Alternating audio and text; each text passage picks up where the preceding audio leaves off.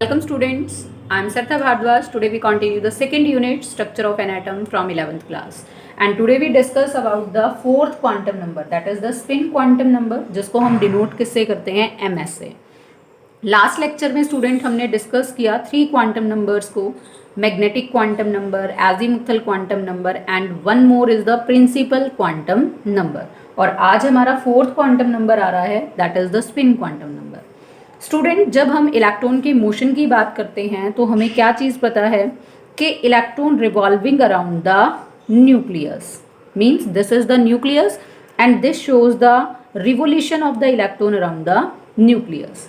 But later on it was found that the electron is not only revolve around the nucleus but it also spin around its own axis means ये हमारे पास क्या show करता है revolution of the electron means this is the electron. अगर मैं इस marker को electron consider करूँ तो this is revolving around the nucleus like this. अब मैं इसको यहाँ पर करके इसको इस तरह से क्या कर रही हूँ स्पिन कर रही हूँ। एक बार मैंने इसको क्लॉकवाइज स्पिन किया, दूसरी बार एंटी क्लॉकवाइज मीन्स जब इलेक्ट्रॉन न्यूक्लियस के चारों तरफ रिवॉल्व करता है तो वो रोटेशन भी शो करता है, स्पिन भी शो करता है अराउंड इट्स ओन एक्सिस। अब जो मैंने रोटेशन आपको शो की, एक बार तो इस तरह से क्लॉकवाइज, दूसरी बार इस तरह से anti clockwise, it means there are the two ways for the electron to spin, one is the clockwise and second one is the anti clockwise. और जो ये क्लॉकवाइज और एंटी क्लॉकवाइज स्पिनिंग है इसको हम डिनोट करते हैं दो वैल्यूज से, एक प्लस हाफ वैल्यू और दूसरा माइनस हाफ वैल्यू। या फिर हम इसको किस तरह से डिनोट कर सकते हैं with the help of the arrows, one is pointing upward and other is pointing downward. Means अगर हमें क्लॉकवाइज शो करना है तो हम अपवर्ड को शो कर सकते हैं, एंटी क्लॉकवाइज को हम किस तरह से दिखा सकते हैं डाउनवर्ड डायरेक्शन में एरो को, means spin up spin down. इसको हम एक तरीके से और दिखा सकते हैं स्टूडेंट, जैसे हमने ये एक्सिस ली, ये हमें किस चीज को इंडिकेट करता है that indicates the revolution of the electron around the nucleus. अब मैं इसकी क्या शो करूं रोटेशन और द स्पिन, तो मैंने इस तरह से यहां से ये शो किया इस डायरेक्शन में। जो रेड से इंडिकेट किया वो क्या है न्यूक्लियस के अराउंड इसका रिवोल्यूशन, और जो ब्लू से इंडिकेट किया वो क्या है इलेक्ट्रॉन की स्पिनिंग है अराउंड इट्स ऑन एक्सिस। अब इसकी डायरेक्शन कैसी है एंटी क्लॉकवाइज। सेकेंडली हम कैसे इंडिकेट कर सकते हैं उसको क्लॉकवाइज। अब सेकेंड में भी इसी तरह say that indicates the revolution of the electron around the nucleus, और इस तरह से मैं इंडिकेट करूं, और ये मैंने कैसे इंडिकेट किया क्लॉकवाइज में। तो ब्लू से जो क्लॉकवाइज डायरेक्शन में है this indicate the spinning of the electron. अब क्लॉकवाइज को आपने अपर हेडेड एरो से मीन्स प्लस हाफ, और इसको लोअर हेडेड एरो से शो किया मीन्स माइनस हाफ। अब स्टूडेंट जब इलेक्ट्रॉन हमारा रिवॉल्व करता है तो उसके पास क्या आ जाता है angular momentum, and due to the spin हम उसको नाम क्या दे सकते हैं स्पिन एंगुलर मोमेंटम।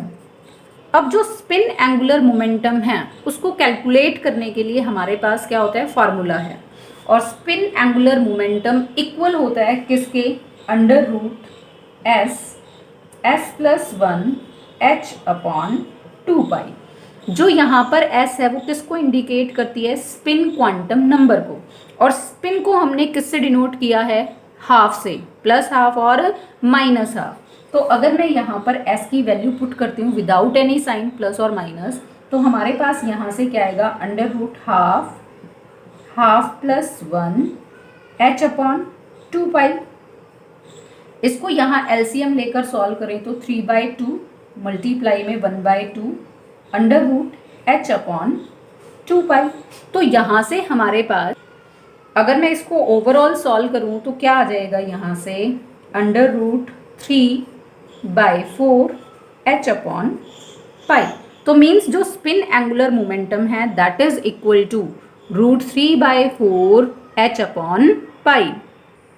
तो स्टूडेंट अगर हम स्पिन क्वांटम नंबर को कम्प्लीटली एक्सप्लेन करें तो first electron not only revolve around the nucleus but also spin around its own axis. और इलेक्ट्रॉन स्पिन कर सकता है दो तरीके से, क्लॉकवाइज और एंटी क्लॉकवाइज, जिनको हम डेजिग्नेट करेंगे प्लस हाफ से और माइनस हाफ से। एंटी क्लॉकवाइज को इस तरीके से शो करेंगे और क्लॉकवाइज को इस तरीके से। इलेक्ट्रॉन के पास स्पिन एंगुलर मोमेंटम होता है जो किसके इक्वल आता है, under root S S plus one H upon 2 pi. S किसके इक्वल है, हाफ के। वैल्यू को पुट किया और हमने किसको फाइंड आउट किया यहाँ से, स्पिन एंगुलर मोमेंटम को। तो इन शॉर्ट स्टूडेंट, अगर हम 4 क्वांटम नंबर्स को सम अप करें तो हम क्या बोल सकते हैं कि जो हमारे पास फर्स्ट क्वांटम नंबर है वो क्या है, n। That is the principal quantum number. और n क्या करता है, डिस्क्राइब करता है शेल्स को। सेकेंडली ये हमें किसके बारे में बताता है, size of the orbital, and it also tells us about the energy of the orbital. First describe the shell, second किसके बारे में बताता है, describe the size of orbital, and third one describe the energy of orbital. Second quantum number हमारे पास है L, that is the azimuthal quantum number. ये क्या करता है, डिटरमाइंस करता है सब शेल को, determine the sub shell and also determines the shape of the orbitals.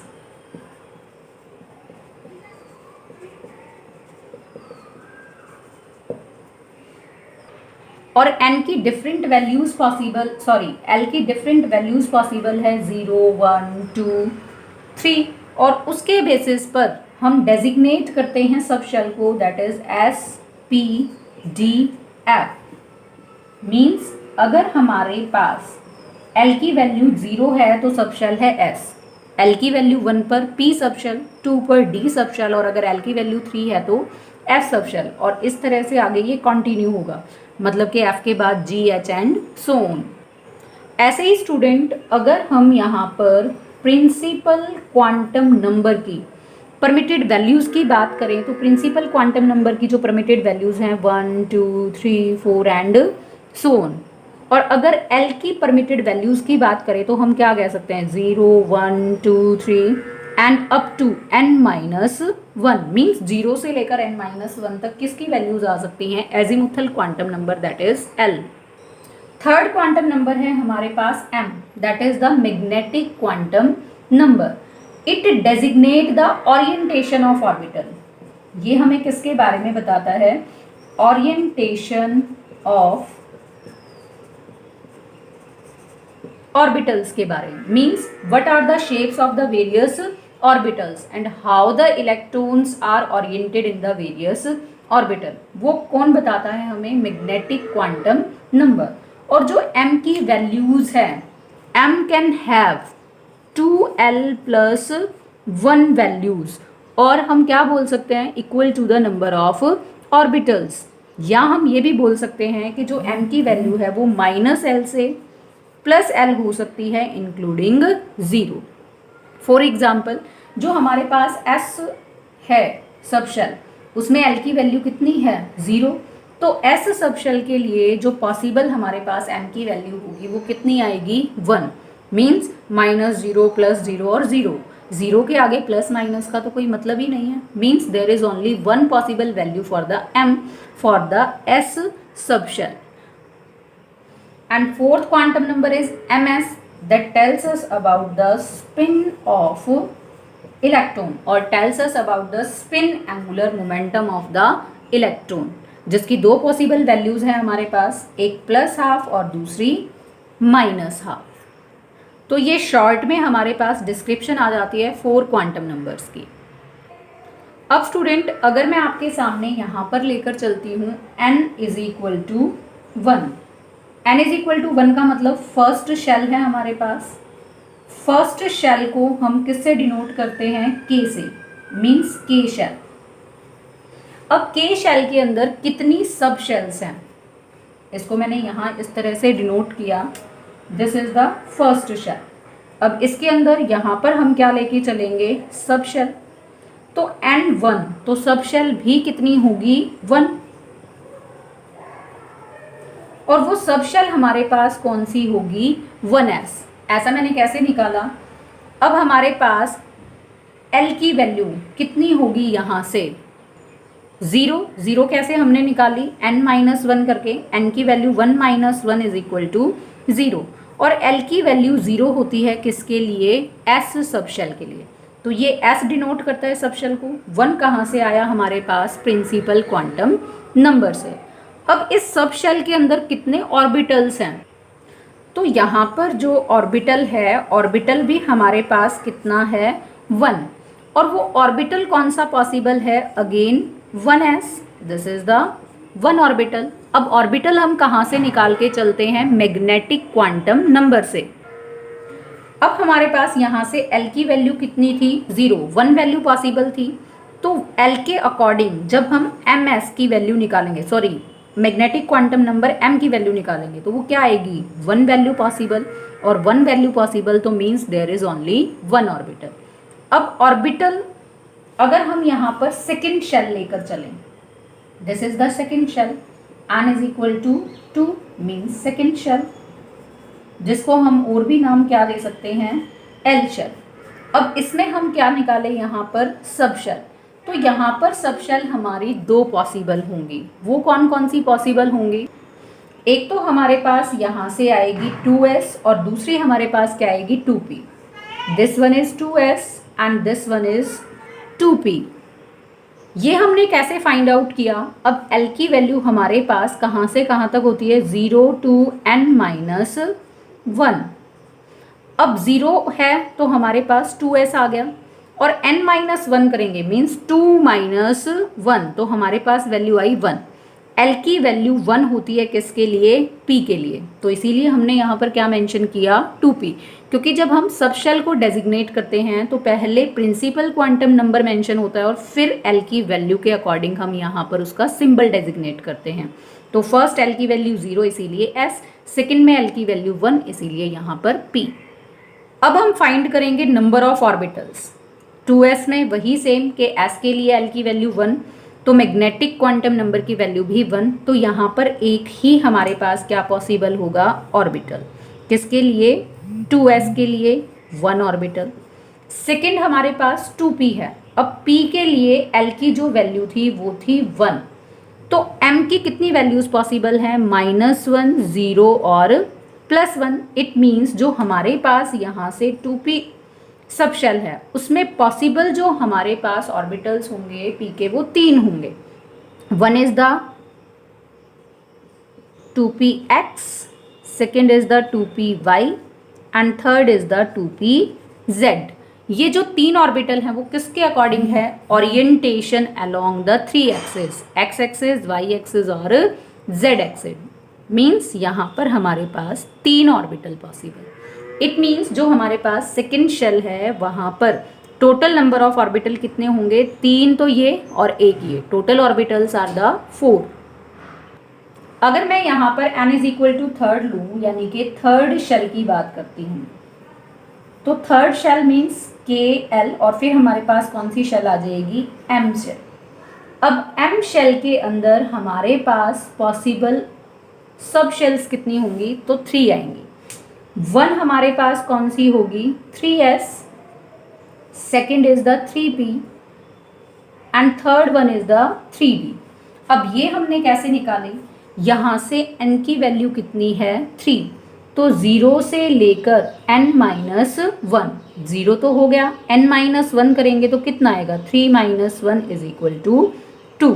तो पहली 0 फिर 1 और फिर 2। 0 के लिए 3s, 1 L की वैल्यू है तो 3p और L की वैल्यू 2 है तो 3d। अगर अभी भी कंफ्यूजन है तो आपको इस टेबल को ध्यान रखना है कि L की वैल्यू 0, 1, 2, 3, तो डेजिग्नेट करेंगे सब शेल को हम S, P, D और F से। तो S फॉर 0, 1, P, 2 के लिए D सब शेल। अब यहाँ पर सब शेल के अंदर हम क्या निकालेंगे, ऑर्बिटल्स। 3s में एक ही ऑर्बिटल पॉसिबल होगा, वो कौन सा होगा, 3s मीन्स 1 ऑर्बिटल। 3p के अंदर अब वही p में ओरिएंटेशन 3 पॉसिबल है हमारे पास, तो 1 3px, second 3py and then 3pz, means there are the 3 orbitals. अब d सब शेल के केस में नंबर ऑफ ऑर्बिटल्स कितने होंगे हमारे पास? 5. वो कैसे आएंगे? अब d के लिए जो l की वैल्यू है वो कितनी है? 2. और m की value means magnetic quantum number की वैल्यू क्या होती है? -l से +l इंक्लूडिंग 0. तो -2 -1 0 +1 +2 1 2 3 4 5. इसीलिए यहाँ पर कितने ऑर्बिटल पॉसिबल्स होंगे? 5. अब जो वो 5 ऑर्बिटल हैं 1 2 3 4 5, वो भी किसके बेसिस पर हैं? On the basis of their orientation. 1 is 3D XY, means XY axis के अलोंग वो ओरिएंटेड है. DXZ, DYZ, dx square minus y square and fifth one is dz square. अब ये 3 है, मीन्स 3 सबके आगे लग जाएगा. अगर हमारे पास 4th शेल होती तो सबके आगे क्या लगा देते हैं हम? 4. Means 3dxy, 3dxz, 3dyz, 3dx square minus y square and last one is 3dz square. तो ये हमारे पास 5 पॉसिबल ओरिएंटेशन है. किसके लिए? d के लिए. मीन्स यहाँ पर 5 ऑर्बिटल पॉसिबल हैं. तो जो हमारे पास थर्ड शेल है उसमें कितने ऑर्बिटल हैं? 5 और 3 8 और 1 9. सेकेंड शेल के अंदर कितने ऑर्बिटल्स थे? 4. और फर्स्ट शेल में कितना ऑर्बिटल था? ओनली 1. तो अगर हम इन शॉर्ट लिखे means number of sub shells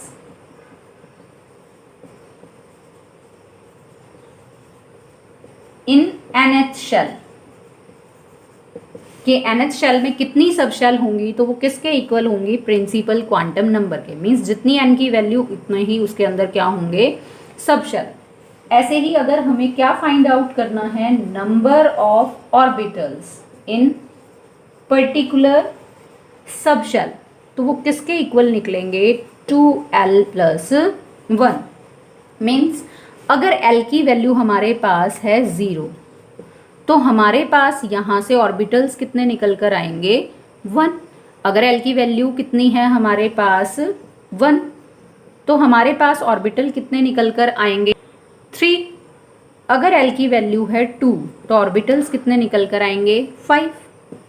l की वैल्यू 3 है तो ऑर्बिटल हमारे पास कितने हैं? 7. अब हम इसको प्रूव करते हैं. l की वैल्यू 0 होती है किसके लिए? s सब शेल के लिए. और s सब शेल के लिए नंबर ऑफ ऑर्बिटल्स कितने होते हैं? 1. अभी हमने लास्ट टेबल में देखा. l की वैल्यू 1 होती है p के लिए, तो यहाँ पर 1. तो p सब शेल में कितने ऑर्बिटल्स होते हैं? 3. हमने 3 किए, px, py और pz. l की वैल्यू 2 होती है किसके लिए? d ऑर्बिटल के लिए. तो पॉसिबल ऑर्बिटल्स कितने निकल कर आए? 5. तो हमने d के 5 ही किए. ऐसे ही अगर l की वैल्यू 3 है तो हमारे पास सब शेल है f, और f सब शेल में ऑर्बिटल कितने पॉसिबल हैं? 7. और ऐसे ही हम इसको आगे की तरफ बढ़ा सकते हैं. और अगर हमें फाइंड आउट करने हो number of electrons in a sub shell, तो वो किसके इक्वल होते हैं हमारे पास? 2l + 1, या फिर हम क्या लिख सकते हैं? 4l + 2.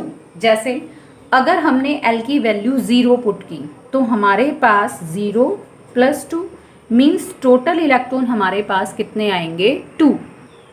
अब l की वैल्यू 0 किसके लिए होती है? s सब शेल के लिए. मीन्स s सब शेल में मैक्सिमम इलेक्ट्रॉन हमारे पास कितने आएंगे? 2.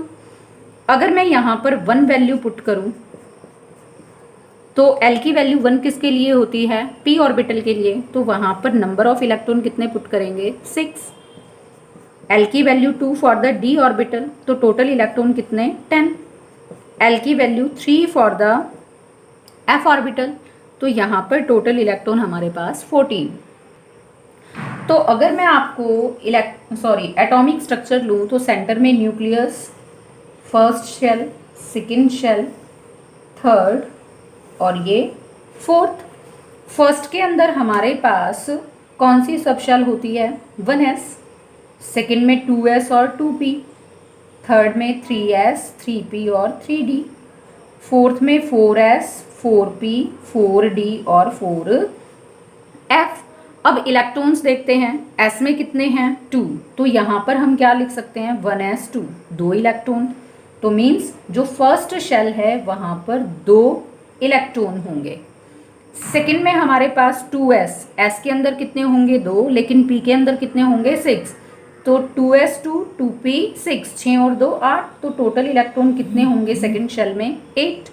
अब यहाँ s में 2, p में 6, d में 10, s में 2, p में 6, d में 10, तो टोटल हमारे पास इलेक्ट्रॉन कितने हो गए यहाँ पर 18।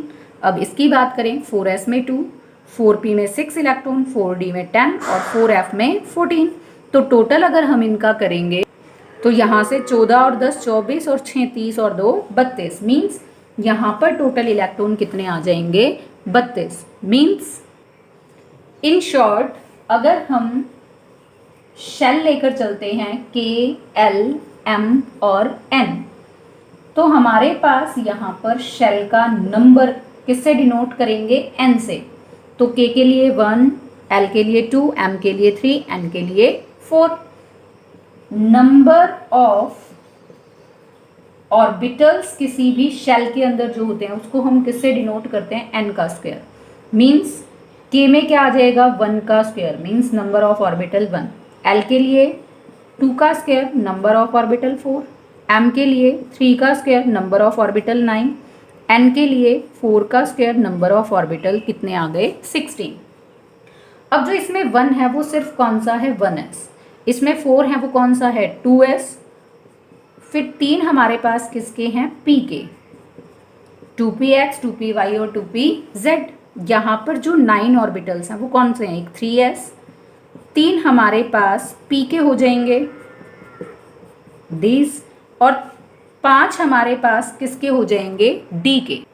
ऐसे ही अगर हम इसमें 16 की बात करें तो एक 4s, 3 ऑर्बिटल होंगे 4p के, 5 ऑर्बिटल होंगे 4d के और 7 ऑर्बिटल्स होंगे हमारे पास 4f। 7 और 5 12, 13, 14, 15 और 1 16। और अगर अब हम बात करते हैं नंबर ऑफ इलेक्ट्रॉन्स की, तो उसको निकालने के लिए हमारे पास फार्मूला क्या है 2n स्क्वायर। मीन्स अगर n की वैल्यू 1 है, मीन्स फर्स्ट शेल के लिए 1, 2 1 का स्क्वायर, नंबर ऑफ इलेक्ट्रॉन कितने 2। सेकेंड हमारे पास n की वैल्यू है 2, तो हमारे पास इलेक्ट्रॉन 8, देन 18, देन 32। तो 2n स्क्वायर से हम क्या निकाल सकते हैं नंबर ऑफ द इलेक्ट्रॉन किसके अंदर, maximum present in a particular shell. लेकिन एक ध्यान रखना है हमें कि maximum number of electron in a particular orbital हमेशा कितने होंगे 2। मीन्स एक ऑर्बिटल में मैक्सिमम कितने इलेक्ट्रॉन आ सकते हैं 2। So student this is the complete information regarding all the quantum numbers. और जो ये मैंने लास्ट में आपको टेबुलर फॉर्म में दिखाया कि शेल का नंबर किससे डिनोट करेंगे, नंबर ऑफ ऑर्बिटल को, नंबर ऑफ इलेक्ट्रॉन को, इसी तरह से nth शेल में कितने सब शेल्स होंगे, कितने ऑर्बिटल्स होंगे, कितने इलेक्ट्रॉन्स होंगे, तो वो जो शॉर्टकट आपको फार्मूले बताए हैं वो कॉम्पिटेटिवली आपको काफ़ी हेल्पफुल हैं कि किस तरह से आप रैंडमली किसी भी ऑर्बिटल में किसी